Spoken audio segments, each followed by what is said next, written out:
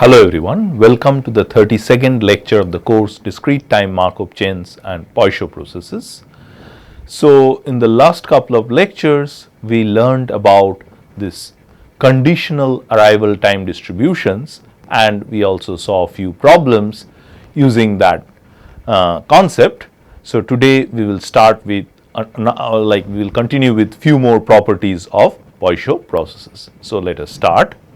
So before starting with this theorem, let's recall something. So we saw that if Nt is a Poisson process with rate lambda, and if you can classify each arriving event into two types, say type 1 and type 2, further suppose that each arriving event or each event is type 1 with probability p and type 2 with probability 1 minus p independent of everything else, then if we count the number of type 1 events and count the number of type 2 events, then again these two are independent Poisson processes with rate lambda p and lambda times 1 minus p respectively, right.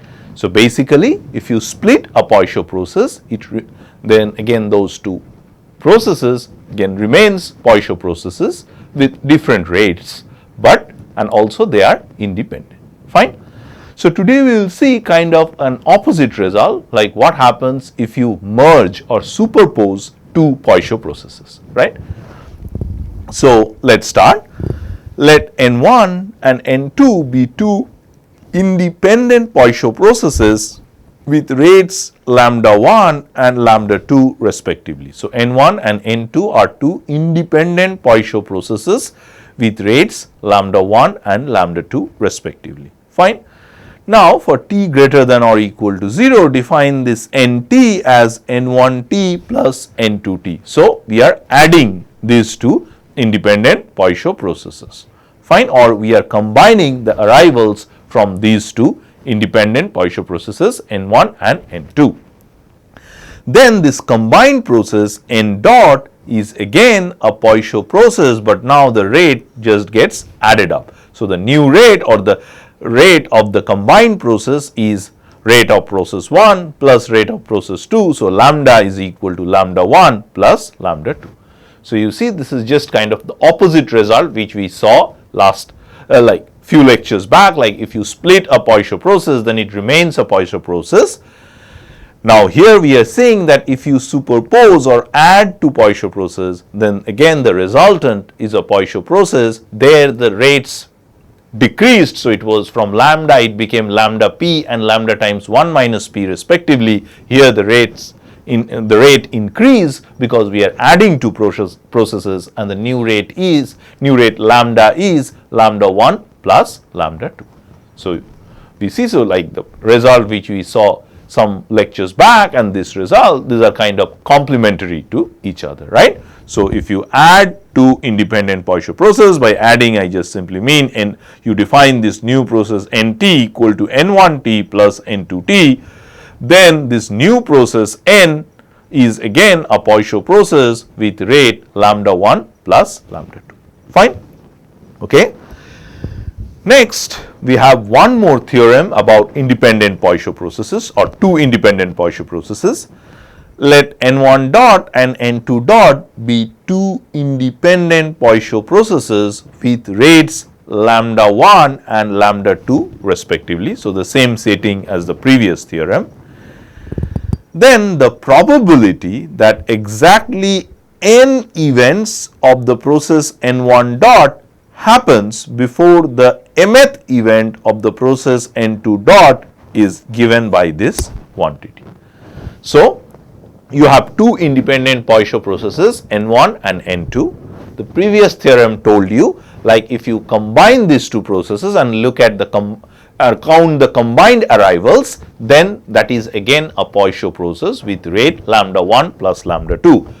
Now this theorem is talking about something else. It is saying, okay, what is the probability that there will be exactly n arrivals of the first process before the mth arrival of the second process, right? So like in particular, you can ask, okay, what is the probability that there will be 2 arrivals of the first process before the first arrival of the second process? Like this kind of questions, again, very real life questions, and today we will see some examples, then you'll figure out like how this kind of questions are very natural to ask. And now the answer is provided by this theorem. It says that the answer is given by this quantity, that the probability that exactly n events of the process, or n1, happens before the mth event of the process n2 is given by this, where n is greater than or equal to 0 and m is strictly greater than 0. Fine, is given by this expression. Fine, okay. Now let us see the proof of this. So the first theorem we are not going to see a proof of. Let us see a proof of this theorem. Now, by properties of exponential distribution, each event that occurs is an event of the n1 dot process with probability this, and it's an event of the second process or n2 process with probability this. Now how are we getting this? Now see, now once an arrival happens, the process restarts, right? Because both the individual processes n1 and n2 are Poisson processes, and also the previous theorem told us, like if we look at the combined arrivals, like both arrival from process 1 and process 2, that is again a Poisson process. So once an arrival happens, say it doesn't matter what arrival it is, say of process 1 or process 2, then you can think for the combined process, you can think that it restarts itself. Why? Because we know Poisson process has this Markov property that it restarts itself, probabilistically restarts itself at every point of time, and the main reason for that is that the inter-arrival times have exponential distribution. So say suppose the first arrival is from process n1. Now from here on, again you can think of that everything restarts. Now whether the second arrival will be n2 or n1. How do you know that? Now remember, n1 has inter-arrival times which is exponential lambda 1, because it's a Poisson process with rate lambda 1. So this is for n1 process, and for n2 it is exp lambda 2. Now n1, or the next arrival will be n1 if this exponential is smaller than this exponential. So let me write this. So next arrival will be of n1 dot if exp lambda 1 is smaller than exp lambda 2, and the other it will be from n2 if exp lambda 2 is smaller than exp lambda 1, correct?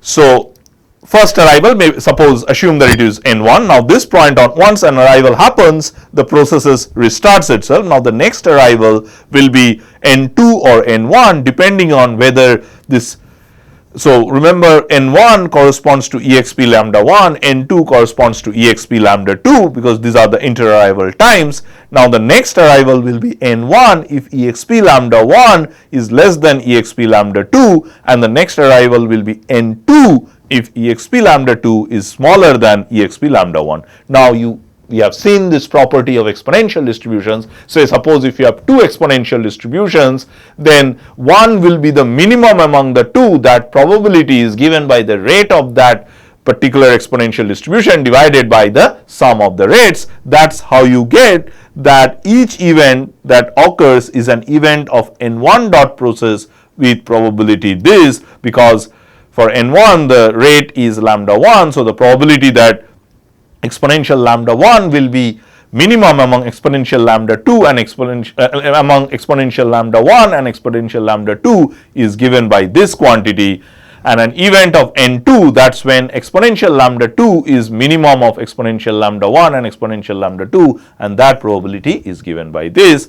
And why like this is true for each event? Because once an arrival happens, you can forget everything else and you can think that you are starting afresh, and that is because of Markov property of Poisson process, and which in turn comes from the fact that the that the interarrival times are exponentially distributed, and exponential distribution has this memoryless property. Fine. So the important thing is each arrival will be an arrival from process 1 with this probability, and arrival from process 2 with this probability, and this is independent of all that has happened previously by the Markov property or memoryless property.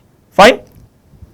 Thus, for the required event, so what you want, let us see what we want. We want that probability that exactly n events of the process n1 happens before the mth event of the process n2 dot is given by this.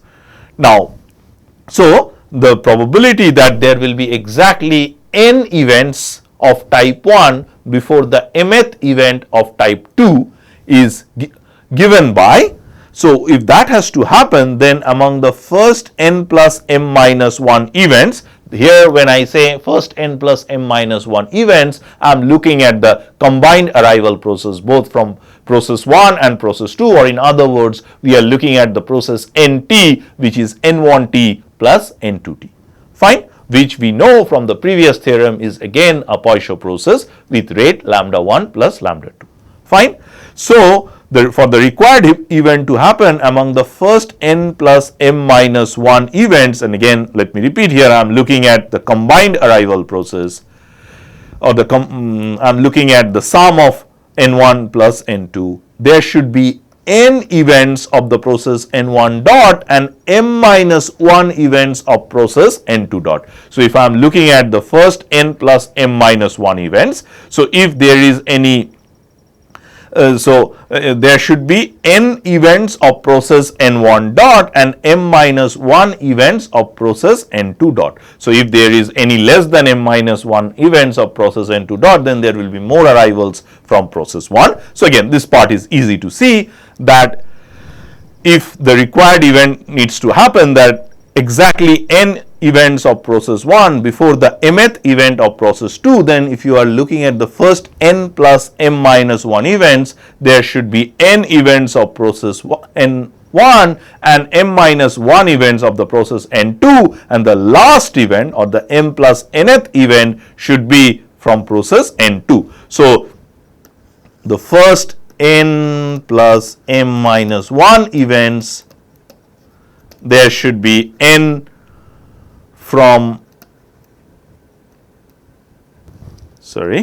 there should be n from n1 and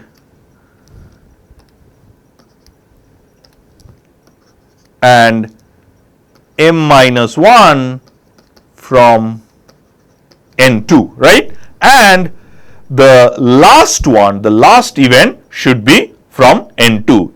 Then only you will have exactly n events before the n events from first process before the mth event from process 2. Because see, if the last event has to be from process 2, because if the mth event was before, then that means there will be less number of arrivals before the mth event. So, the last event should be the mth event, and before that there will be n plus m minus 1 events. Among that, n events should be from process 1 and m minus 1 events should be from process n2.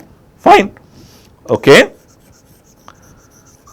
Now, what is the probability of such a thing happening? See, in the first n plus m minus 1, you need that n events should be from process n1 and m minus 1 events should be from process n2. Now, for that, what you need to do? You just simply need to choose.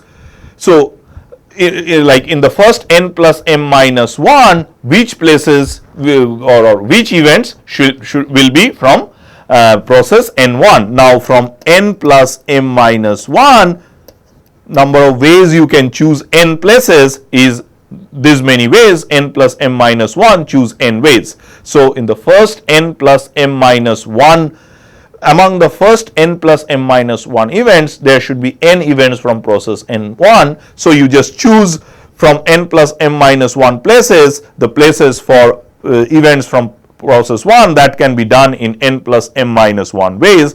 And what is the probability of event from process n1? That probability is lambda 1 times lambda 1 plus lambda 2, and that should happen n times. So, that probability is n. Now, from process 2, the number of events should be n plus m minus 1, correct? Sorry, it should be m minus 1. So, in the first n plus m minus 1, there should be n from type 1 and m minus 1 from type 2 or from n1 and n2. But now the last event or the m plus nth event should be of process n2. Again, that probability is just lambda 2 over lambda 1 plus lambda 2. So, what you get is, so another, so this thing will get multiplied and you get lambda 1 divided by lambda 1 plus lambda 2 whole to the power m. Fine. So, again let me repeat, how am I arriving at this quantity? So, in the first n plus m minus 1 events, there should be n events of the process n plus n1 and m minus 1 events of the process n2. So, how can you choose n places from n plus m minus 1 places? That is precisely in these many ways. Fine. Now, that is how many ways such a thing can happen. Now, let us find out the probability of such events. So, that there should be n events of process n1, and you see an event is from of process n1 with this probability. So, you get this quantity lambda 1 over lambda 1 plus lambda 2 to the power n, and m minus 1 events should be of n2 whose probability is this. So, you get m minus 1, but now the last event again should be of process 2. That probability is lambda 1 over lambda 1 plus lambda 2. So, when you combine these two, you don't need this m minus 1 term, and you just get lambda 1 over lambda 1 plus lambda 2 whole to the power n times lambda 2 over lambda 1 plus lambda 2 whole to the power m, and that is precisely this quantity. Fine. So, the main thing that we are using here is this first line, that by properties of exponential distribution, each event that occurs is an event of n1 process with probability this, and an event of n2 process with probability lambda 2 over lambda 1 plus lambda 2. And then we just simply count how many ways the required event is possible, and the required event means among the first n plus m minus 1 events, there has to be n events of process n1 and m minus 1 events of process 2. Fine. That probability is n plus m minus 1, choose n, times lambda 1 over lambda 1 plus lambda 2 whole to the power n times lambda 2 over lambda 1 plus lambda 2 whole to the power m minus 1, and then finally the last event, the n plus mth event, should be from process n2, and that probability is n2 lambda 2 over lambda 1 plus lambda 2, and hence we get the final result, right? So, that is the proof of the theorem, and now we are going to see some applications of these two theorems. Fine. Okay. Now, the first example, this will be an application of the previous two theorems that we just learned. So, cyclones arrive according to a Poisson process with rate 8 per year. That in 10 years 8 cyclones come. So, that is the rate. earthquakes arrive according to a Poisson process with rate 5 per 10 years. So here the unit is per 10 years, right? So again, I have always said this thing that you should be careful about the unit, time unit. Further, assume that the arrival of cyclones is independent of arrival of earthquakes.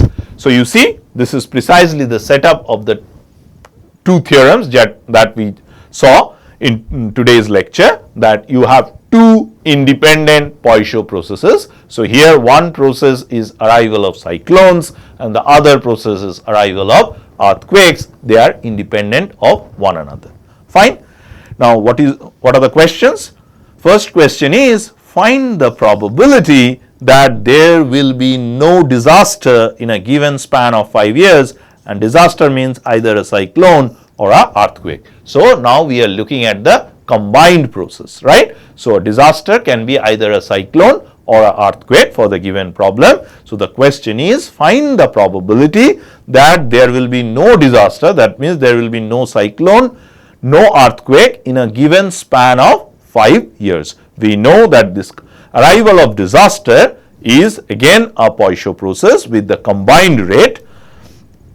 And the second question is, find the probability that there will be exactly 2 cyclones before the next earthquake. So for part B, we will need to use theorem 2 that we saw in today's class. So let us solve it step by step.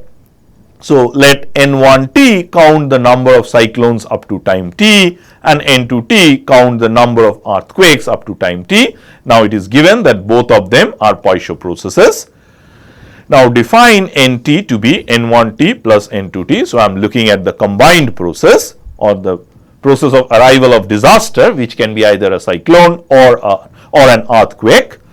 Now then N dot is a Poisson process with rate 8 by 10 plus 5 by 10, which is 13 by 10 per year. So initially it was given in per 10 years. So I have just converted it to per year. That's why I have divided by 10 here, divided by 10 here. So the combined process, which I define by N, is again a Poisson process with rate 13 by 10 per year. So disaster arrive according to a Poisson process with rate 13 by 10 per year, and here disaster means either a cyclone or an earthquake, right?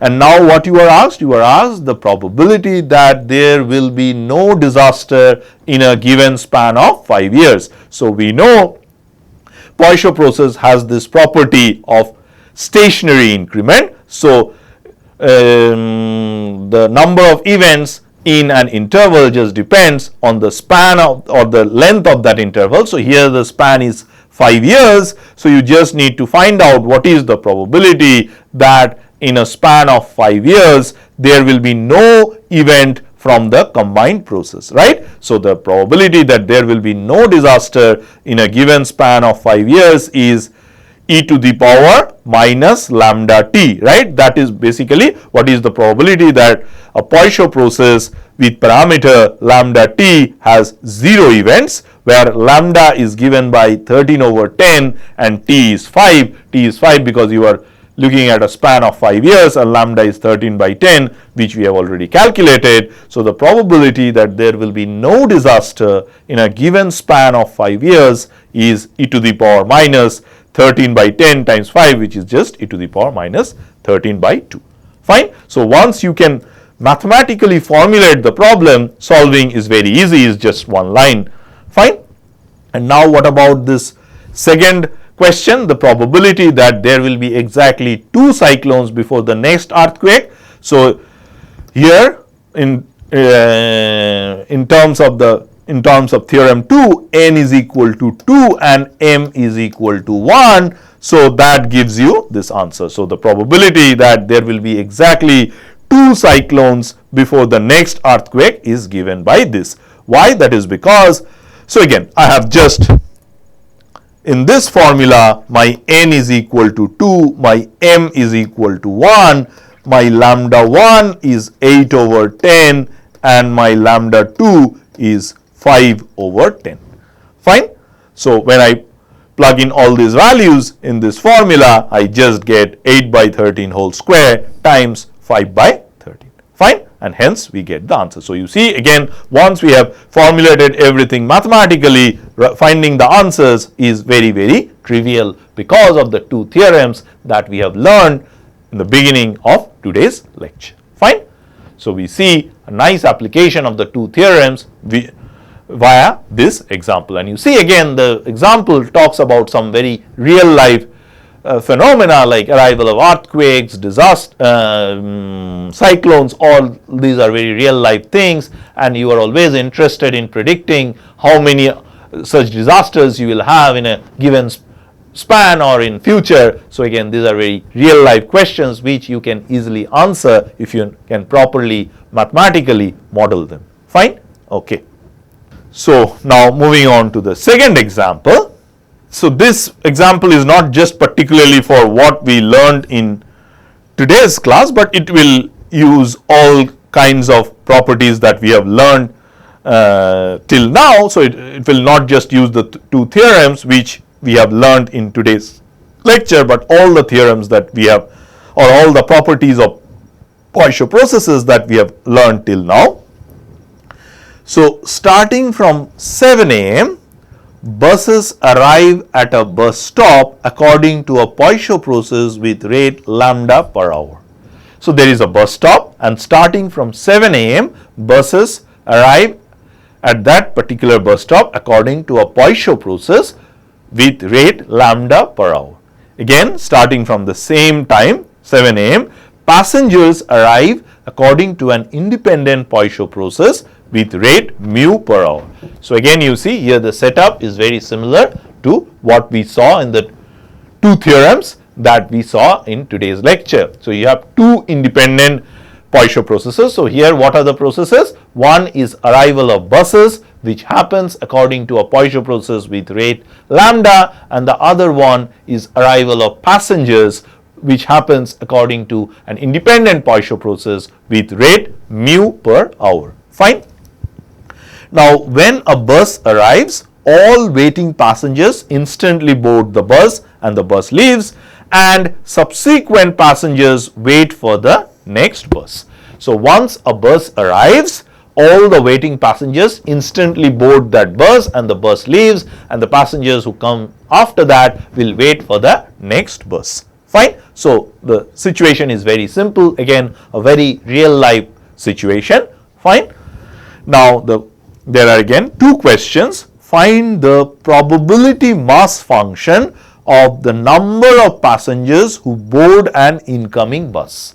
So here the number of passengers who board an incoming bus, because this is number of passengers, so it will be a discrete random variable. So we can talk about its probability mass function. So the first question that is being asked is find the probability mass function of the number of passengers who board an incoming bus. So here which bus, whether it is the first bus, second bus, is not important, again because of Markov property of Poisson processes, because once a bus arrives, passenger boards and the bus leaves. So you can think of then from that point onward, again the process restarts. So once a bus arrives and leaves, the process restarts. Fine. So all these things are will have the same distribution. So the number of people boarding a particular bus will have the same distribution because of this Markov property of Poisson processes.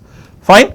Okay, so find the probability mass function of the number of passengers who board an incoming bus. That's the first question. Now the second question is, given that a bus arrives at 8:30 a.m. and no bus arrives between 8:30 to 9 a.m., find the probability mass function of the number of passengers who board the next bus. Next bus means the first bus which comes after 8:30 a.m. So here the situation is slightly different. You are given slightly more information. The first one is number of PMF of the number of passengers who board an incoming bus. But the second one is saying, suppose you are told that at 8:30 a.m. a bus arrives. So again from 8:30 a.m. onwards, you can think that the process restarts. So you can basically think of 8:30 as time 0. But now you are told something more. You are told that okay, from 8:30 to 9 no bus arrives. So you are given this extra information, and under this information you are asked the conditional. So here basically you are given, the probability mass function that you are going to find will be a conditional probability mass function, because you are given this information that the number of, that there has been no buses has arrived between 8:30 a.m. to 9 a.m. and some bus will arrive after 9. So the question is, how many passengers will board that particular bus? So 8:30 a.m. there was an arrival, between 8:30 to 9 no arrivals. That information is given to you and you are asked what is the probability mass function of the number of passengers who will board the bus which comes after 9, because 8:30 one bus came, 8:30 to 9 no bus came. So after that some bus will come. How many passengers will board that bus? You are being asked about that. Fine. Okay, again let's try to solve the problem step by step. Let X be the number of passengers who board an incoming bus. Fine. So again there are, in this problem also there are two independent Poisson processes. One is arrival of bus which has rate lambda per hour, and another is arrival of passengers which is Poisson with rate mu per hour. Fine. Now n passengers will board a bus if there are exactly n arrivals of passengers before arrival of the bus. So say this is time 0. Now a passenger arrives here, here, here, here, here, and now suppose a bus arrives here.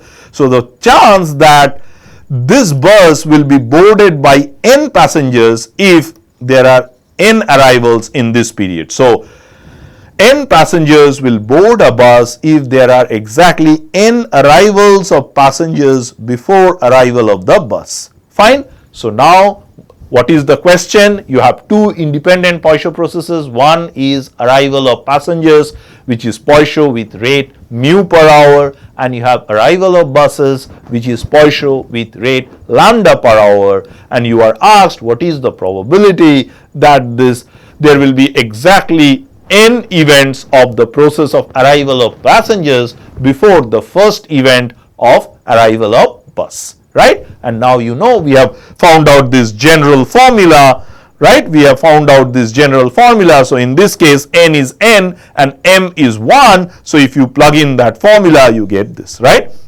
So this is for n arrivals of passengers and this is for the arrival of the bus, right? So the probability that n passengers will board a bus, that is exactly when there are n arrivals of passengers before the arrival of the bus, and that probability is given by this quantity by the second theorem that we learned in today's class.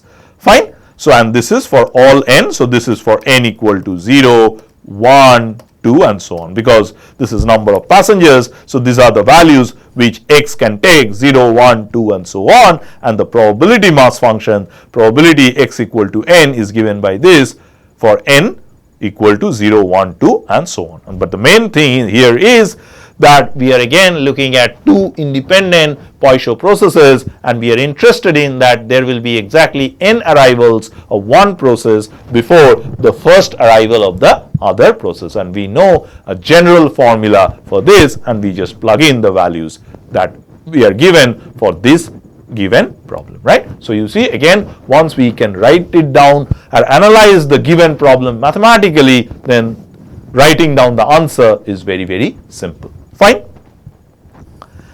Now for part B, is slightly different. So suppose this is 8:30, so which is the starting time. Now you are told up to 9 there are no arrivals. So some bus will arrive here and you want the total number of arrivals in this interval. Now again you see we can break this interval into two. So this is one interval, 8:30 to 9, and another interval is 9 to this. So when the bus arrives, so this point we don't know, this is a random quantity. So this is an interval where you are told that no bus arrives, and then the other interval is from 9 to the arrival of the next bus, right? So for part B, the number of passengers who arrive between 8:30 to 9 a.m. has Poisson mu by 2 distribution. Why? Because arrival of passengers is Poisson with rate mu per hour, and we are looking at a 30-minute duration. So, since the unit is hour, so 30 minute is 1 by 2. So, we are looking at 30 minutes. So, that is basically equal to half, because the rate is given. So, because the hourly rate is given, or the time unit that you are given is hour, so 30 minutes is 1 by 2. Fine. So, that is why you get Poisson mu 2, because it is Poisson mu t, here t is half and mu is the rate of arrival of passengers. So, this many, so again the number of people who will arrive between 8:30 to 9, that is a random variable, and its distribution is Poisson mu by 2 distribution. Fine.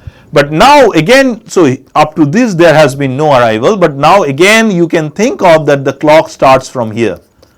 Again, because interarrival times are exponential, you know from here to here there has been no arrival, but you can forget that because of memoryless property of exponential distribution. So, or which in turn gives rise to Markov property of Poisson processes. So, you can think that the arrival processes restart from 9 am. So, you can think of that the clock starts from this point. But now then, thus from 9 am the number of passengers who arrive until the arrival of the next bus has the probability mass function as in A, because you can now think of 9 am as beginning of time, and then basically the number of passengers who arrive or who board the next bus. You are thinking from 9 am as the starting time. So, the number of passengers who arrive until the arrival of the next bus, and that PMA we have already found out here. So, if x is the number of passengers who board an incoming bus, this is starting from time 0, like from one bus to another bus. So, that we have already found out. So, here because of Markov property or memoryless property, we can think that everything starts from 9 am, and then the number of passengers who arrive until the arrival of the next bus has probability mass function as in part A. So, now if y denotes the number of passengers who board the bus, then what will be its PMF? So, y basically is the number of arrivals in this interval and the number of arrivals in this interval, right? So, if I call this as, so number of people who arrive between 8:30 and 9 as x1, and then 9 until the arrival of next bus as x2, then probability y equal to n is just simply sum over k running from 0 to n, probability x1 equal to k and x2 is equal to n minus k. So, if the combined has to be n, then in one of these intervals there has to be k arrivals, and in the other interval there has to be n minus k arrivals. Only then, because the total number of arrivals is arrival from 8:30 to 9 plus number of arrivals from 9:30 until the arrival of the next bus. So, again these two are independent. Why? Because of memoryless property or Markov property. So, the number of passengers who arrive between 8:30 to 9 and 9 onwards, because we are looking at Poisson processes. So, we know it has this property of what is called independent increments. So, we are looking at disjoint intervals. So, the arrivals or the events happening in disjoint arrivals are independent. So, this x1 and x2 are independent, right? So, this joint probability will just simply be probability x1 equal to k times probability x2 is equal to n minus k, right? And that is what this quantity is. So, this is k running from 0 to n. This part is the probability that x1 equal to k, or the number of arrivals from 8:30 to 9 is equal to k, that is Poisson with parameter mu by 2. So, a Poisson distribution is equal, the random variable distributed according to Poisson distribution, its value will be k. That probability is 1 over k factorial e to the power minus mu by 2 times mu by 2 to the power k, and then this is what we are getting from part A, that there will be n minus k arrivals before the arrival of the next bus, that is given by mu over lambda plus mu whole to the power n minus k times lambda plus mu. So, this we get from part A, right. This is the probability that starting from time 0, there will be n minus k arrivals before the arrival of the first bus, or the probability that there will be n minus k arrivals of passengers before the arrival of the first bus. That probability is given by this. Now, this is just because of the property of Poisson distribution, and these two are independent, again because of the property of Poisson distribution, because we are looking at disjoint intervals. And so, the probability that y equal to n, if y denotes the number of passengers who will board the next bus, then it's y will be basically x1 plus x2, where x1 is the number of arrivals between 8:30 to 9, and x2 is the number of arrivals from 9 until the arrival of the next bus. These two are independent. So, probability y equal to n is just sum over k running from 0 to n. So, k from one part, n minus k from the other part. So, k and k can vary from 0 to n. So, k running from 0 to n, probability x1 equal to k intersection x2 equal to n minus k, but because these are independent, probability of the intersection is just simply product of the probabilities, and we get this formula. Fine. So, probability y equal to n is given by this quantity, where the first part is because of Poisson distribution and the second part we get from part A. Fine. Okay. So, you see again we have used the two theorems that we have learnt in today's class, plus some additional properties of Poisson processes that we have already learned in previous classes. Fine. So, again you see we have solved two problems which talks about some very realistic real life or very realistic problems or very real life problems we have solved, but the main challenge was formulating those real life problems mathematically, formulating them in terms of two independent Poisson processes, and then the questions that were asked were very simple applications of the properties that we have learned till now. Fine. Okay. So, we will stop here today. Thank you all.